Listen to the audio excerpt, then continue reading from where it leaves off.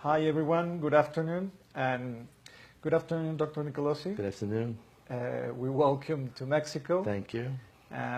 We are glad you are with us, and we want to thank you. Thank you. Happy to be here. You accept this interview. Sure.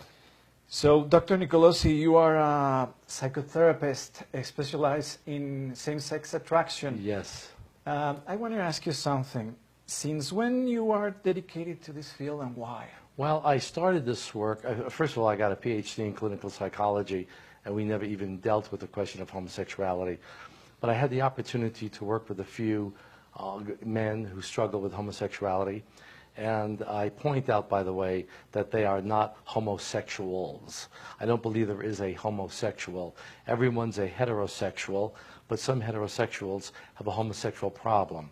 So I had the privilege of working with heterosexual men that had a homosexual problem. And as I began to listen to their stories, knowing nothing about it, I began to see a pattern. And the pattern was over-involved, intrusive mother, distant, detached, critical father. That's the pattern we saw. And the American Psychological Association, the American Psychiatric Association, they have no idea why people have a homosexual problem, but we see it without exception. And that is what we work on. How many years of experience you have treating this? Well, probably about 30, 35 years now. 35. I wrote my first book in 1991, Reparative Therapy of Male Homosexuality, and I've written 3 other books since then. So this has been a specialty for me, and as I jokingly say, it's easy to be a specialist when nobody else wants to do this work. But actually I enjoy it. I enjoy it because we're actually seeing positive results from a population that the APA says you can't help. And there's a rebellious part of me kind of like to be able to do something that we're told not to do. Okay. Yeah. And in a very brief manner, can you summarize what are the causes of same-sex attraction? Yeah. Well, we'll speak about the male, for example, just focusing on the male homosexual. And the basic cause is the boy has to disidentify with the mother and bond with the father. This is a developmental task that the girl doesn't have to do. The girl is primarily identified with her mother, and that's where she gets her feminine identity. And that might explain why there is less lesbianism than male homosexuality. Because Robert Stoller is correct when he said masculinity is an achievement. And we're not sure what the ratio is between lesbians and male homosexuals, but we say 5 to 1, 7 to 1, one study said 11 to 1, we're not sure. But it's clear that there are more male homosexuals than lesbians. And so for the boy, he has to disidentify with the mother and bond with the father, and that is where he gets his masculine identity from. It's his sense of masculine identity that is going to determine who he's going to be sexually attracted to. If he has a male identity, he will be attracted to females. Of course, gays get very upset when I say this because they like to promote the idea that a man could be gay and still be totally masculine. That's not true.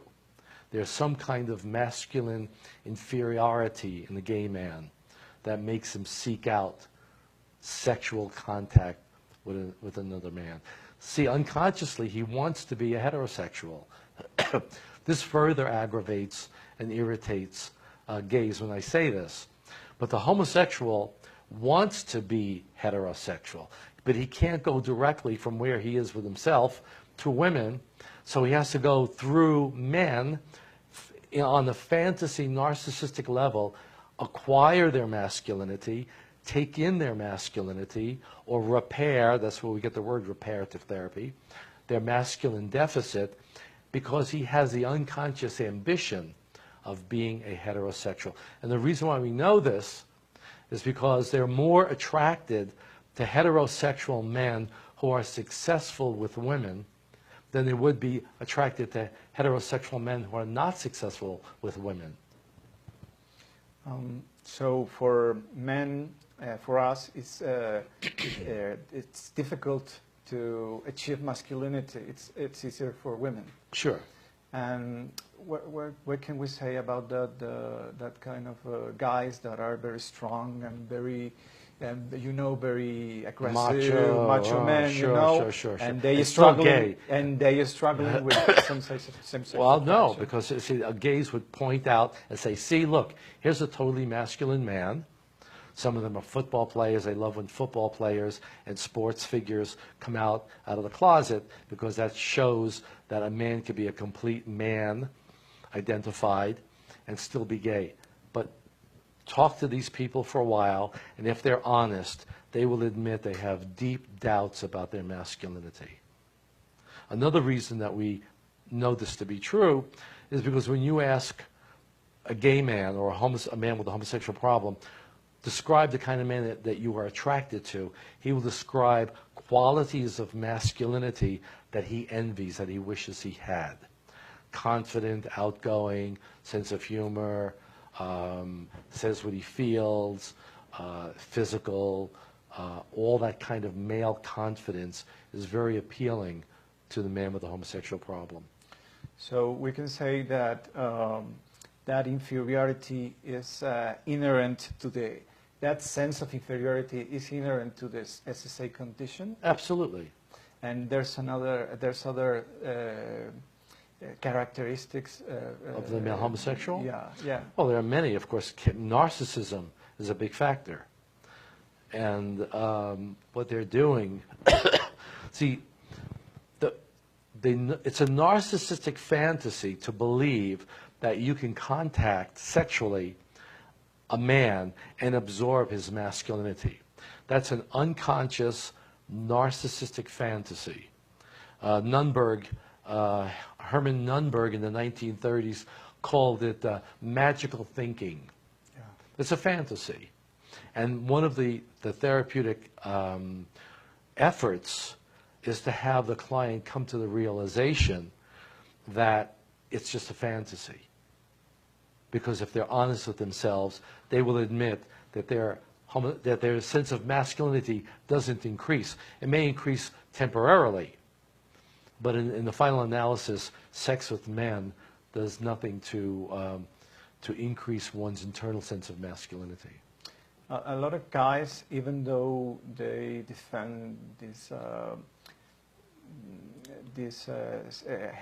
sex habit, they know at the end that they don't have that masculinity in it. They know. By having sex.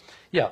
Our culture has pervaded the gay self-deceptions.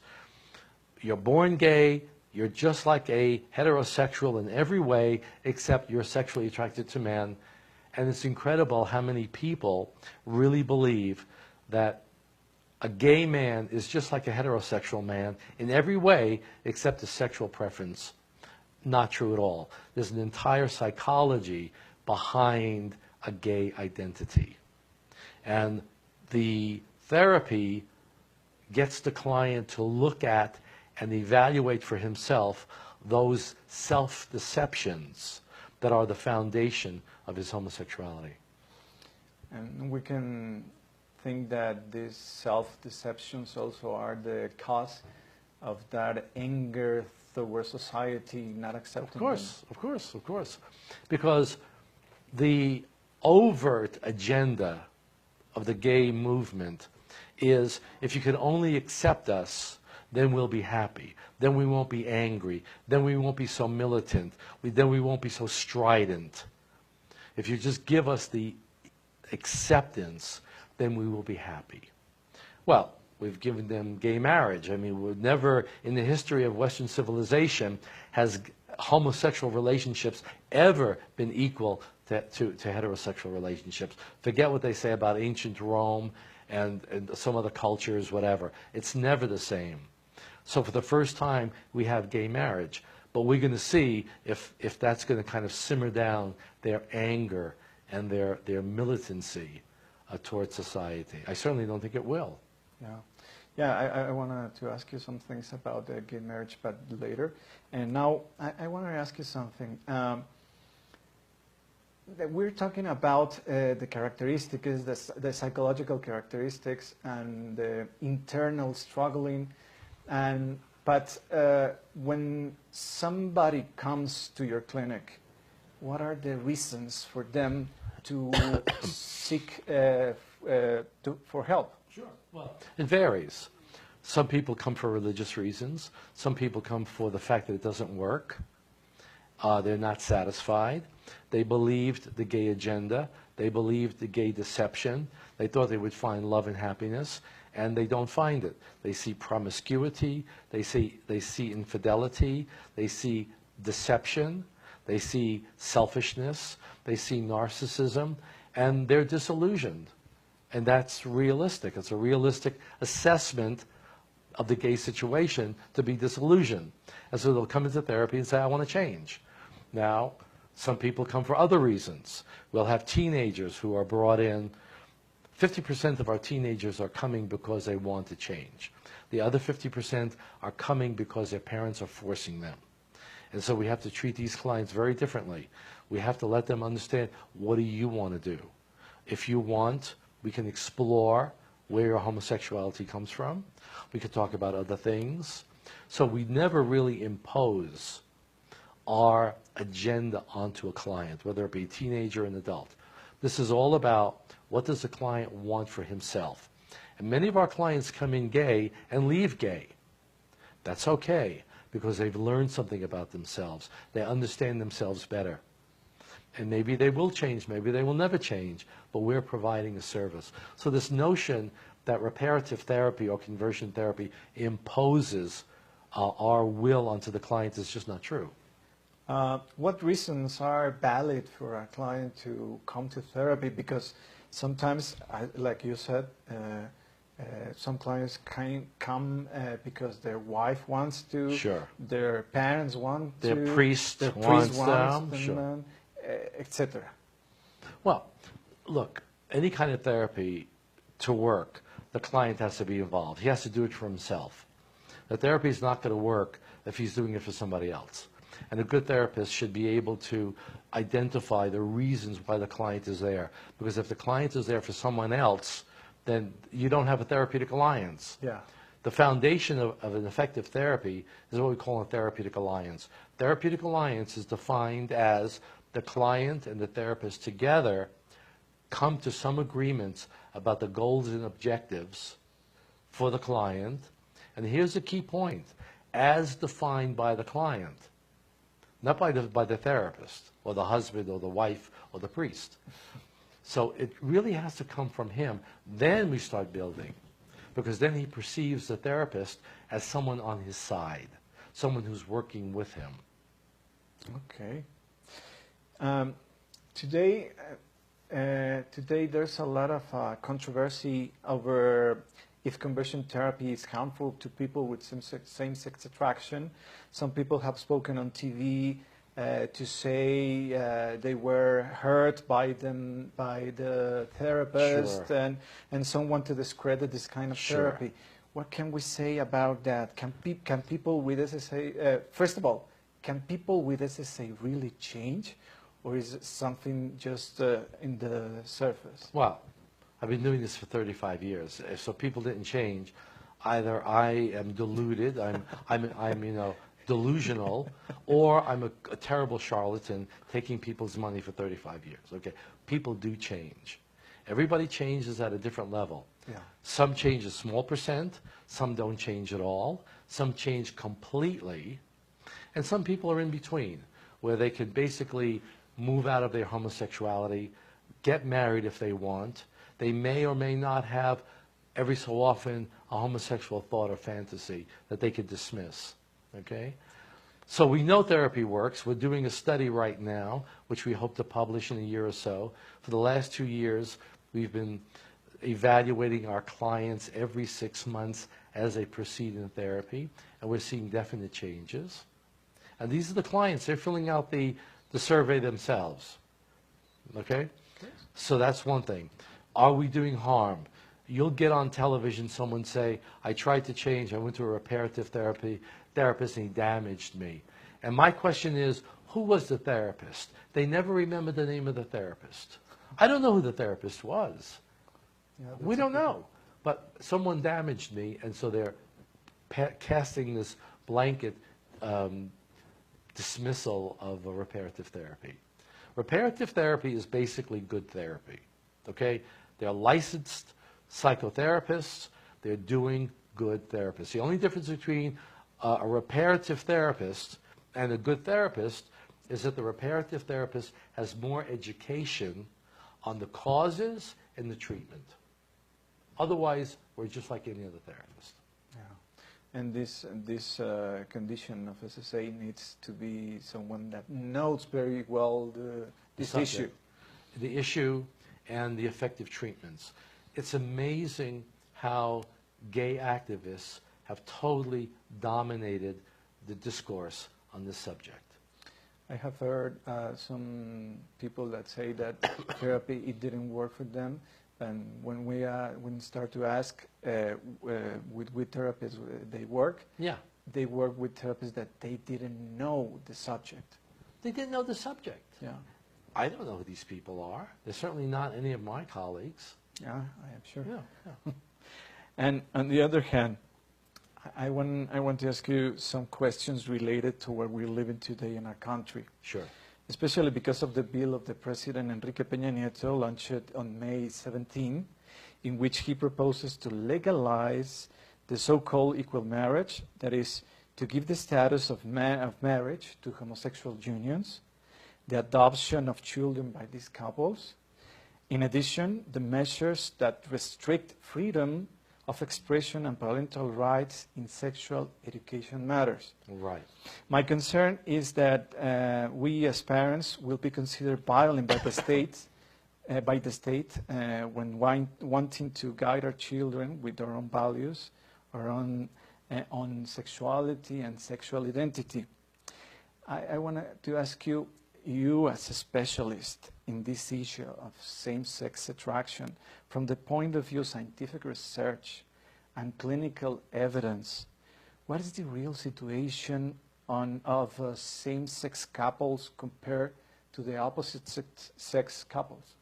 Well, we know, study after study, it's completely well documented that the homosexual has greater pathology than the heterosexual. Pathology is defined as self-defeating, self-destructive, maladaptive behavior. And it's pervasive. More anxiety, more depression, more failed relationships, more drug abuse, more alcohol abuse, more cigarette smoking. It goes on, and many, many studies show this. Well, they say that's because of society's homophobia. Well, we're looking at data from the Scandinavian countries, countries that are completely accepting of homosexuality, countries that allowed gay marriage 10 years ago. And we're seeing the same degree of pathology. So imagine what effect it's having on children. Yeah, that's just in and of itself. Forget about the fact that the child is seeing two mommies or two daddies, which is going to confuse any child, because all his other friends have a mother and a father. So the studies are coming out now showing that children raised by gays or lesbians have greater adjustment problems. Now these claims are dismissed by the American Psychological Association because the APA has become a very politicized organization, and they have a vested interest in making gay parenting look good. But there are many studies show that children are really damaged by same-sex parents.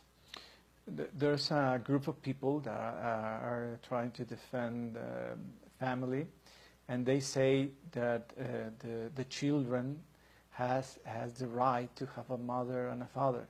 So from the point of view of psychological science, this is not exaggerating. Well, no. You see, you can't just say children have a right for a mother or father. That's a statement. It's a philosophy. It's a philosophical statement. And it's not going to win people unless those people are already committed to the traditional values, the traditional family. But if you could show that children are damaged by same-sex parenting, then those children have a right. Then those children have a right to not be damaged. The state has an obligation to protect the rights of children. And that's the justification. And there is, the data is there.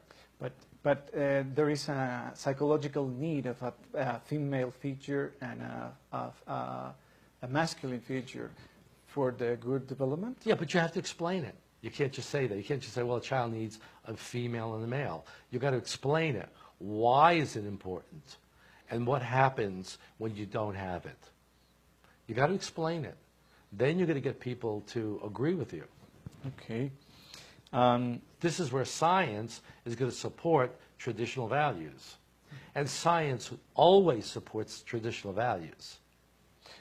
For example, for a kid, for a little kid, what is the role of the mother and what is the role of the father for a healthy development? Briefly, I know, briefly. Well, look, if we go back to what I said earlier, that the boy, let's just stay with the boy, has to disidentify with the mother and bond with the father. Okay, well, he's lucky. He's got two fathers, so he can't miss, okay? He's developed a masculine identification. That's not going to be the problem. But what if the boy is raised by two lesbians? Then where's his male model? The boy needs a male model. He needs a strong but loving male figure for him to make that bonding with. Otherwise, he will not be heterosexual. He will be homosexual. Now, this is very interesting. A number of studies show that children raised by gays and lesbians are at least 50% more likely to identify as gay. And yet the APA says, well, that's not a problem. Well, we think it's a problem. The APA doesn't think it's a problem. Why? Because the APA decided in 1973 that it's not a disorder. See, once they say it's not a disorder, then they're not bothered or troubled by the fact that more than 50% likely that these children are going to claim they're gay or lesbian. See, this is the line, the line with statistics. Yeah. Lying with statistics. For example, in a male couple that are raising a kid, a child, the thing that this child doesn't have a mother, some studies maybe show that that kind of affect regulation it's given by the mother. That's right. Well, that's right. That's a good point. That's a good point. So I think a mother is likely to give that emotional attunement to a child more than a man is capable of. See, now we're getting into the psychology of gender difference, the difference between men and women. Yeah. I mean, women are just much more relationally attuned, and men are less emotionally, relationally attuned. This is not, prejudice. This is a fact. We know this. Okay, so the differences, the gender differences, gives the child two different things he needs to good development. Yeah, but one more point to consider. What? If gays and lesbians are more psychologically disturbed, then any person, if they're disturbed, is less likely to be attuned to the child, because a good parent has to put aside their problems and attend to the child, right? So a parent that is disturbed by their own problems, sexual addictions, drug addiction, whatever, they're going to be less likely to provide that emotional comfort and attunement to a child. Yeah, we're talking about empathy. Empathy. Yeah, so the SSA people, the studies shows that are more narcissistic, and that narcissism, it's against empathy. That's right, exactly. So it That's would be right. a problem. Absolutely, absolutely. Because empathy, it's very, very important to the child's development. Exactly. What a child needs is an attuned parent when the child is distressed. Okay. That's what's important. And one last question. Is there any inherent risk in the habit of having sex with the same gender? Is there any medical? Medical, psychological risk of having sex with the same gender? Well, yeah. What Well, certainly I'm not a medical doctor, but if you go into the medical field, you're going to see lots of medical problems of gays and lesbians, especially gay men, because of the way they have sex. The rectum was not designed to receive a penis. It's just not. The parts don't fit. the famous words of Richard Cohen. But besides the medical, we have to look at the psychological. These people are pursuing a fantasy. They're pursuing a fantasy. And guess what happens to people when those fantasies are repeatedly disappointed? They become angry, they become cynical, they're more inclined to turn to drugs. They're continually seeking a solution to their problems by a method that will never satisfy.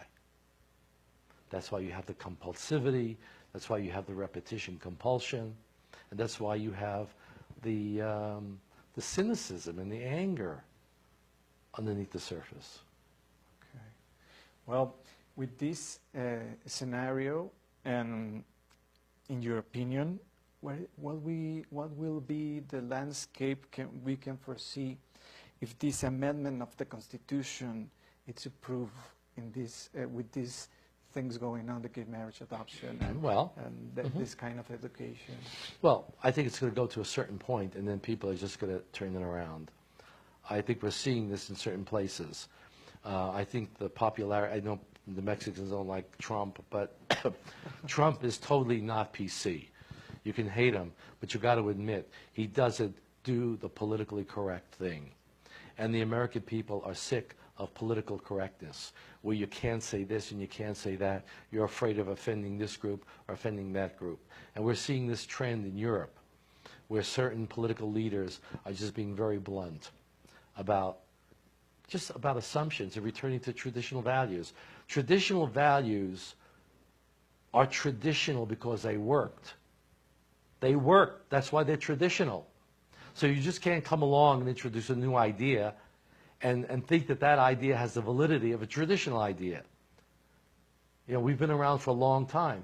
Man has evolved and developed cultural values, behavioral values, social values, family values, and they have survived because they work, because it's for the best interest of society and the best interest for the individual. Okay. Well, that's very clear. And you have a book for parents. Right. The name in English is? Well, the name in English is called A Parent's Guide to Preventing Homosexuality.